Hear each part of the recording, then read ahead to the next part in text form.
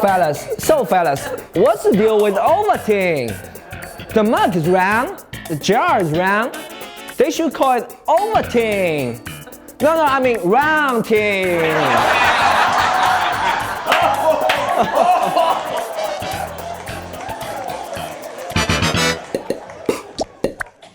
Hey everybody, welcome to Kung Fu Comedy. I'm sitting here with comedian Paul Ogata, and we've just been talking a little bit about a topic that's been pretty hot in comedy in Asia recently, theft. Last year there was an incident where a promoter in Singapore put on a show with a younger comedian that I think was comprised mostly of other comedians' jokes. Paul was one of the people who had some material, shall we say, stolen, and wrote a piece about it that went viral around the comedy community. Yeah, it was sort of the H1N1 of Facebook posts. So I guess one of the things that a lot of people have talked about is what does it feel like to have your material taken away? I don't have kids, but I would imagine it's like being a parent and having your child stolen, but not just stolen. Seeing the guy who stole it, hoisting it in the air and saying, "This is my child. I made this child. Nobody else made this child." You work so hard at creating a joke. You have an idea, then you put a punchline on it, then you tag it, then you hone it, you rewrite it, and it's out there in the world now. And you've raised this joke like a baby, and it's the best possible it's probably even better than having kids, because when you have kids, if you have a shitty kid, you're stuck with a shitty kid. But this is, you can throw away bad jokes, but this is your favorite version of your favorite joke. And to have someone to steal that, it's heart-wrenching. You feel violated. You feel like someone's broken into your home. You have to admit that you do see quite a bit of it in comedy, right? You kind of see stuff like this happening all the time. Yeah, I mean, it's timeless. It goes from Milton Berle used to steal material. Robin Williams was infamous for it. Yeah, well, there was the book I'm Dying Up Here, where they said that there was a point in the mid-'70s when people wouldn't perform at the Comedy Store in front of Robin Williams because he'd stolen so much material. True. And then Carlos Mencia, who... Right, well, that was a big incident. Was, yeah, the big blow up with Joe Rogan, and Carlos actually came out and said, "Yeah, sure, I steal." One of the ones that everyone knows about was when Louis C.K. had Dane Cook on his TV show, and they had it out. But, you know, one of the things that Louis admitted in that scene is that perhaps it was possible that Dane didn't consciously know that he was stealing a bit. You know, you listen to so much comedy and you're around all the time and you're trying to generate ideas.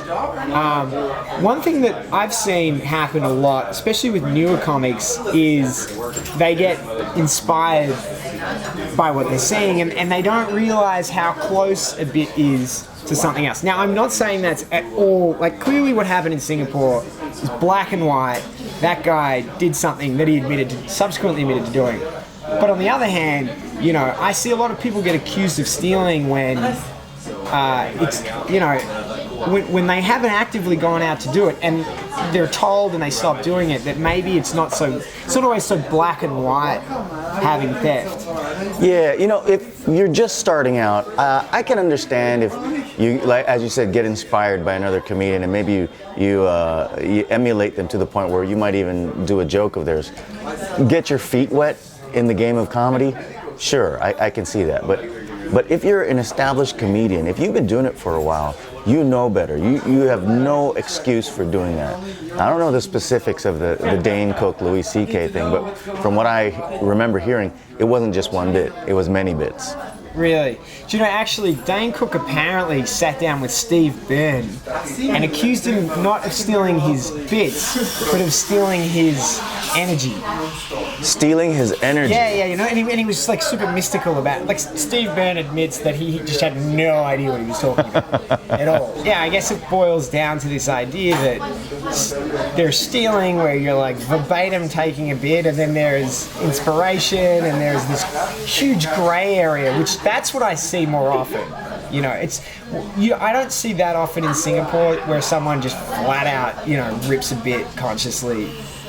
Yeah, and that what happened in Singapore was egregious. It was flagrant. It was Because it wasn't just you either, right? It was, No. it was a lot of comedians. This guy stole from Jonathan Atherton, who is, if you're going to steal jokes from someone in Singapore, you don't steal from Jonathan Atherton. He's at the top of the field there.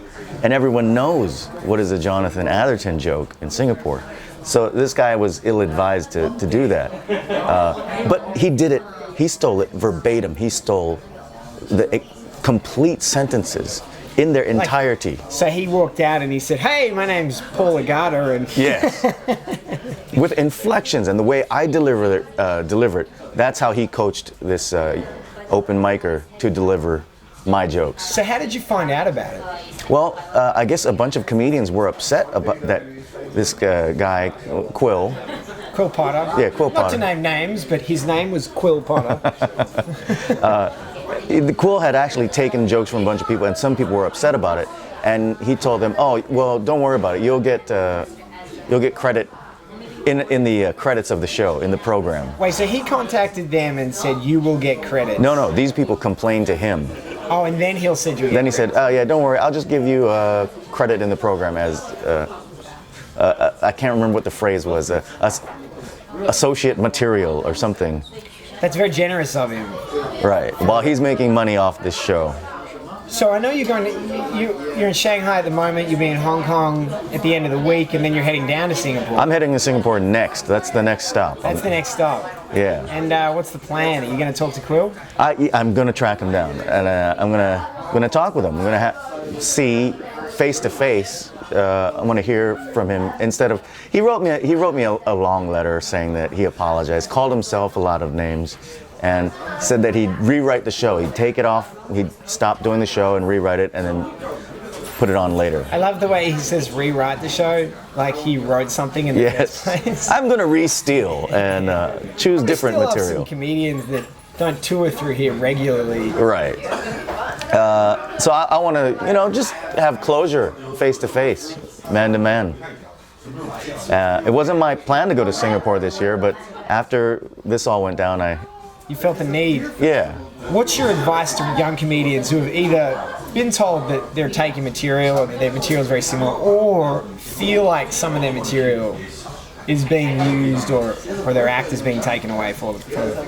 Well, if you're just starting out, this is sort of a self-policing art. We're our own keepers of honor, I guess. There are so many different things to joke about on stage. There are so many topics, there are so many directions to come at a topic, that if someone tells you someone's already done that, no harm, no foul. Don't just let it go. But if you continue to do it, now you're at fault. Now you're doing something bad. And it's sad because you see a lot of people getting rewarded for it. Dennis Leary, famous for stealing Bill Hicks's act, now all of a sudden has his own TV shows. He has his own comedy specials. And you see that. And what's to stop a new comedian from saying, I want that, and he did that, why can't I do that and get what he did? And clearly the message there is that it is possible to build a career off stealing. Actually, people often talk about Dennis Leary taking Bill Hicks's material, but pretty recently Louis C.K. was on air talking about how Dennis Leary's most famous piece of work, the song I'm an Asshole. Yes. Louis claims that was a bit that he wrote as a junior comic, and Dennis was hosting that night and was tagging it afterwards. And then 3 nights later, Louis was not on. He came in the club and saw him doing it on stage, and it became the biggest thing the guy ever did in his career. Right. So it's not like, sadly, you like to think that you can't steal your way into a career, but people have done it. It's more the exception than the rule, however. Probably so that's right. Yeah. It's best to not do that, and your chances of success, and even more important, I think, being respect from your peers, getting respect from your peers. I think you're certainly not going to get. No one respects Dennis Leary in comedy. No. So he does have a lot of money, though. He's probably sitting in a very big house thinking, God, I wish people would respect me more, Well, after Singapore, I'll be flying out to LA to steal Steve Burns' energy. Hey, man, thanks so much for coming out here. Thanks for having me out, man. Been an awesome tour. Guys, if you have an opportunity to see Paul on stage, you haven't already, he is amazing. Definitely check it out. If you want to see more videos like this, have some fun, check out comfycomedy.com or look at our YouTube page. Very good. Cheers. And if you have a VPN, you can access my blocked website, paulogata.com. And porn.